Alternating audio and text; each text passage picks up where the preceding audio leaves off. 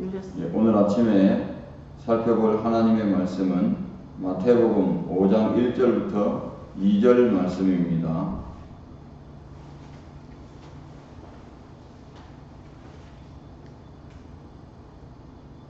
마태복음 5장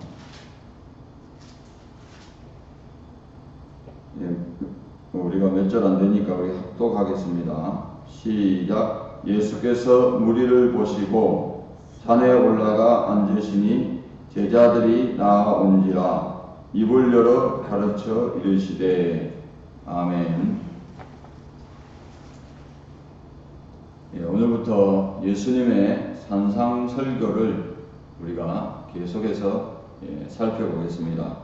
오늘은 그 첫 번째 시간으로 산상설교의 서론 부분을 살펴보겠습니다. 산상설교의 서론 부분은 마태복음 4장 23절부터 우리가 읽은 5장 2절 말씀이 여기에 해당됩니다.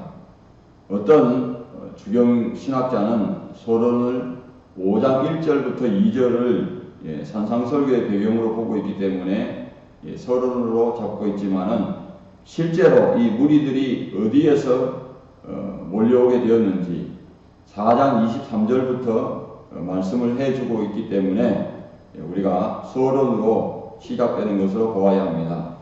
마태는 예수님께서 그와 함께할 사람들 즉 가르치시며 여기 보면 천국 복음을 전파하시며 백성 중에 모든 병과 모든 약한 것을 고치시는 사역에 어부들을 부르신 후에 그와 같은 예수님의 소문을 듣고 몰려온 무리들에 대해서 말씀을 해주고 있습니다.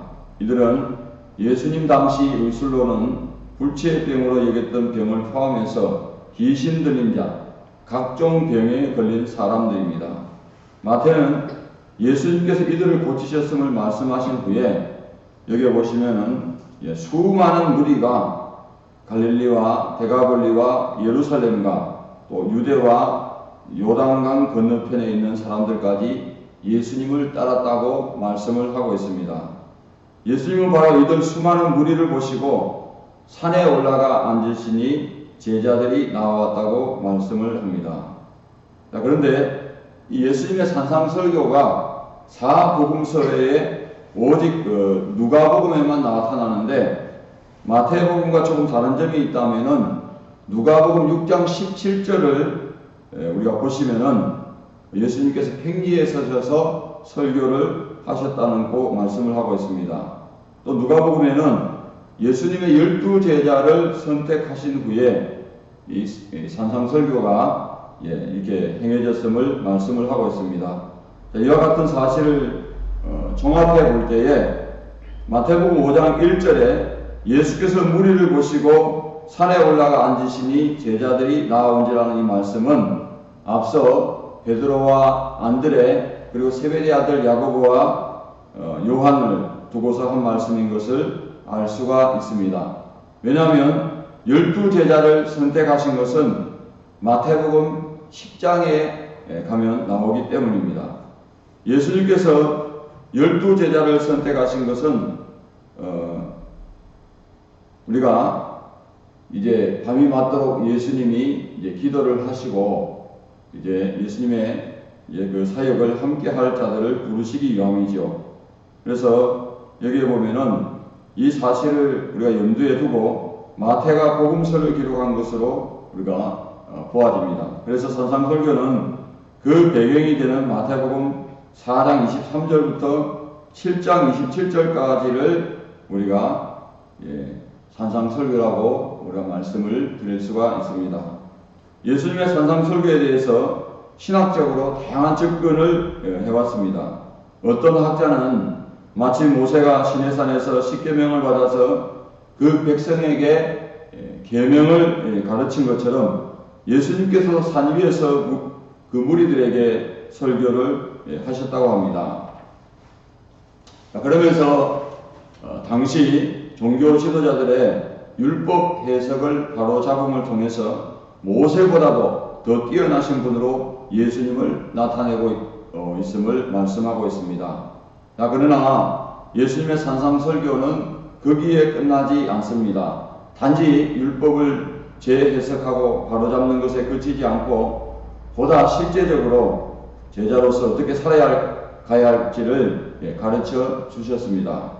그래서 많은 학자들이 예수님의 산상설교를 하나님 나라의 윤리다 또는 기독교 윤리라고 하지만은 그것이 아니라 예수님을 따르는 자, 즉 천국 복음을 받아들이고 예수님을 영접하여 그의 가르침대로 따라 사는 자가 마땅히 지켜야 할 하나님의 말씀입니다. 왜냐하면 윤리는 우리가 지켜도 되고 또 안 지켜도 되는 강제성과 구속력이 없습니다. 그러나 예수님의 산상설교에 보시면은 너희 의가 서기관과 바리새인보다 더 낫지 못하면 결단코 천국에 들어가지 못하리라. 마태복음 5장 20절에 그렇게 말씀하셨죠. 그래서 천국에 들어가는 문제와 깊이 관련되어 있고 그리고 심판에 대한 가르침이 포함되어 있기 때문에 그것을 윤리라고 하면 예수님의 말씀이 약화되어 버리는 것입니다. 그러므로 예수님의 산상설교는 우리가 지켜도 되고 안 지켜도 되는 그런 말씀이 아닙니다. 예수님께서 우리에게 지킬 수 없는 가르침을 준 것이 아닙니다.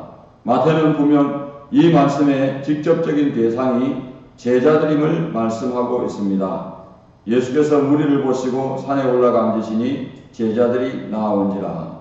이것은 예수님의 가르침과 천국복음 전파를 듣고 예수님을 따르겠다고 제자가 되겠다고 하는 자들에게 주신 말씀입니다. 또한 예수님은 산 위에서 제자들과 수많은 무리들을 지금 가르치고 계신 것입니다. 그리고 무리들은 예수님으로부터 배우고 있는 것입니다.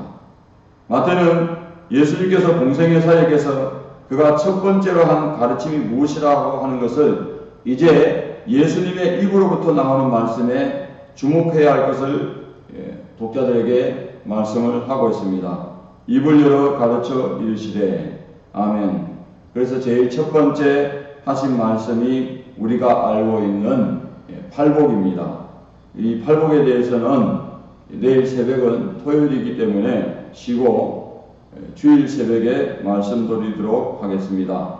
기도 드리겠습니다.